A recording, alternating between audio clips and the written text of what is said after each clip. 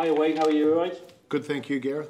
Good, mate. Good. Just before we start, Wayne, just so I'm not asking about anybody, was it only Thomas Williams who would be perhaps not available for this weekend? Anybody else who was injured before for the selection? Ryan Elias is pretty much on vapours. By that I mean he's been working really hard to stay on top of a niggly injury, which he has done really well. The medical team have done a great job, so he's one that we ruled out. He could have played if it was a World Cup final, but it's not, and so we're looking after him. Okay, thank you. Maybe just start with your captain then. 100th cap, 100th Wales cap. He's already got his 100th cap in the tournament. He's kept the captaincy. Can you just sum up that achievement, please? Yeah, he's he's a champion, isn't he? Dan is somebody that he demands, high quality trainings from himself and his teammates. He works very hard at his game. He leads by example. Everything you want in a leader, really, and a good number 10 in terms of running the game, managing the game. And yeah, in terms of the captaincy, he's done very well. He's grown throughout the tournament. I think looking back from probably week 1 to now, he's handled himself really well. I think he's doing a great job on the field. Feedback has been great. And he's doing very well in the training sessions. So, yeah, real credit to Dan. And to play 100 games is, it's just fantastic. It shows the resilience, the fact that he's been able to come back from injury in the past and come back from non-selection at times, and he's acquitted himself so well over his career that I'm really pleased that he gets to do that in front of a home crowd. So Alun Wyn Jones, straight back into the starting side. Can you talk us through that decision by yourself, please? Yeah, there are a number of guys that we believe in the side that can do that. It's the preparation that they do coming into camp, and then when they're in camp. He's been with us a few weeks now, so we've monitored everything he's done. He's trained very well, ticked all the boxes, and I think the injection of a few fresh players is going to be good. The fact that he'll be playing 150 test matches with no one else on the planet's ever done, I think, it just shows that he is a special person. We think that he's one that can come back, as he's done in the past for the Six Nations last year. Will Rowland's on the bench. Him and Adam Beard have been excellent during the tournament. How should Will Rowlands feel to sort of being on the bench now with Alun Wyn coming straight back in?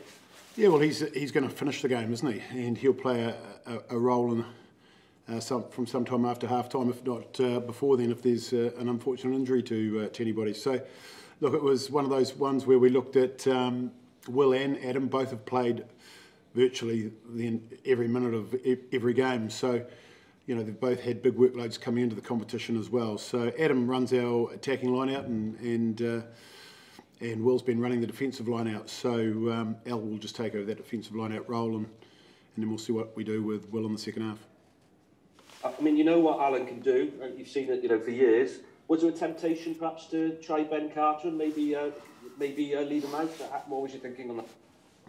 No, we're obviously watching everybody in training, and they're getting feedback on whether they're playing or training, and their work-ons, and Ben's working hard at his game. But for this particular match, 150 matches at home in front of a home crowd is something special, and to play it with Dan on his 100th, and the fact that Al has been a player that's been able to come straight back in the past, along with others that we've brought back this competition. So, look, it's one that we're comfortable with.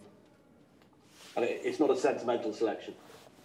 No, you've got to earn your right. You've got to earn your right. You've got to train hard, and you've got to make sure you tick all the boxes, and he's done that. Is this an indication then, Wayne, that you see Alun Wyn Jones going through to the 2023 World Cup? Yeah, I hope so, because we've contracted him that far. So, yeah, there's never any question in my mind that he wouldn't be unless there was injury. Sorry, he clearly has to maintain form and be selectable, obviously. So, like Johnny Sexton, who's done it with the IOFU, Alun Wyn Jones has now signed a contract to go through to the 2023 World Cup with the WRU and the Ospreys. Well, certainly him and I have the understanding that that's his target, that's what he's going towards, and we've certainly discussed that. And just one with the captaincy, obviously Dan's done it during this tournament, Adam Beard's still vice-captain. Long term, what do you see? Because obviously Alun Wyn's been your captain for a long time. Dan's done a good job for you during this tournament.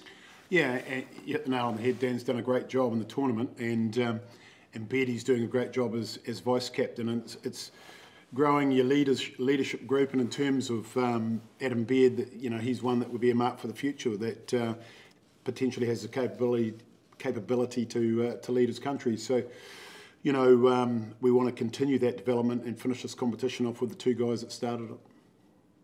So the captaincy would be done perhaps on sort of campaign by basis as we go forward? Oh, definitely. You know, form, usual things, availability. You know, guys have got to be earning the right to start, and we went over that when we talked around Dan's selection for this competition. 4 changes in the back line, Wayne, all Johnny McNichol, Willis Alaholo, Lewis Rees-Zammit, Gareth Davis, all attacking players. What are you looking out of them on Saturday? Exactly that. We want to attack. We want to create scoring opportunities, which we did against France 4 or 5 times, which we've been through in the review process. We weren't clinical enough to finish off. So obviously we want to continue that theme of creating, but we want to make sure that we make good decisions and we, you know, finish teams off when we get into the position where we can score. So certainly they are attacking players, and you know, we think they all deserve an opportunity because you know, Johnny McNichol at fullback in the autumn's played very, very well against the All Blacks and South Africa. Willis Alaholo has had the unfortunate COVID incident previously and the hamstring in this tournament, so things haven't really gone his way, and he's been very patient. He's worked very hard behind the scenes, and you know, we think he deserves an opportunity, so we want to learn more about Willis in a starting jersey. So, yeah, and I think Gareth is fresh coming in, and hopefully will enjoy the opportunity that's presented for him. And Dewi Lake, 4 good performances off the bench, and Dylan Lewis deserves starts. Yeah, and again, you know, Franny's played well, Thomas at tight head, but it's an opportunity for us to learn more about the other two, and with Dylan, with Dowie, yeah, Ryan's obviously we've left him out, and Dowie gets an opportunity to start. And again, we'll see how he goes in a starting jersey for the first time, which he's looking forward to. And just how important, Wayne, is it for you to finish third in this tournament, which you can do this weekend? Oh, certainly, we'd love to. It'd be a great way to finish. You know, obviously we've got to get a job done on Saturday, and then we'll sit and wait and see how the other results go. But certainly that is mathematically there's an opportunity to do that, and we'll certainly be trying to do our bit by getting the win at home. Thank you, Wayne. Good luck on the weekend. Thank you. Coming to Simon. Hi Wayne, how are you? Good, thank you, Simon. Good then. Will Rowland, he's clearly had a fine tournament, gone well, and everybody always wants to start every game. So what have you said to him, and how has he responded to it? Yeah, certainly told him he hasn't been dropped, that he's got a different role this week. And, you know, we talk around 3 roles. You're either starting the match, you're either finishing the match for us and adding the impact, or you've got the role that nobody really wants, and that's role number 3, and you're there to prepare the side the best we can to go into battle and get a result. So, you know, he's played well, as you rightly point out. He's had a lot of rugby this season, and on this occasion he'll finish as opposed to start, and he understands that. If I look back at the final game of the autumn against Australia, which you won, Willis came in for his 1 start of the autumn. You played him then with Nick Tompkins. Nick is back available again. Was there not a thought of going back to that option or do you really just see Nick as a 12 now? Well, I think Nick's had the ability to do both, and we think he's gone really, really well at 12. We want to give Willis an opportunity, and so Nick will come into the game clearly at some stage, and we'll just see how it pans out with Willis and Owen as to where Nick ends up. But certainly we see Nick as being a form 12 prior to the head knock, and he hasn't done a lot of training. He didn't train with us last week, so today's his first day, so he'll come in off the bench. You'll always get conspiracy theories, Wayne, and some people may look at it and say there were 10,000 empty seats for last week.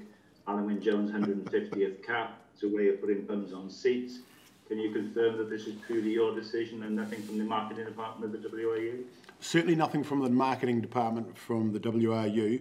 I would like to think it'll put extra bums on seats, and I'd like to think that we'd get a sellout crowd to recognise Dan Biggar's achievement and Alun Wyn's achievement, which nobody else on the planet's done. So, and to have two guys with those playing records to achieve those milestones on the same day is something special. So, you know, I'd like to think that with a 2:15 kick-off and families coming along that a lot of people want to be there to see that. But look, it's a rugby decision, a decision that we spoke long and hard about as to which way to go about it. And that's what we've decided to do, and very comfortable with the decision. Thanks for your time again. Thank you, Simon.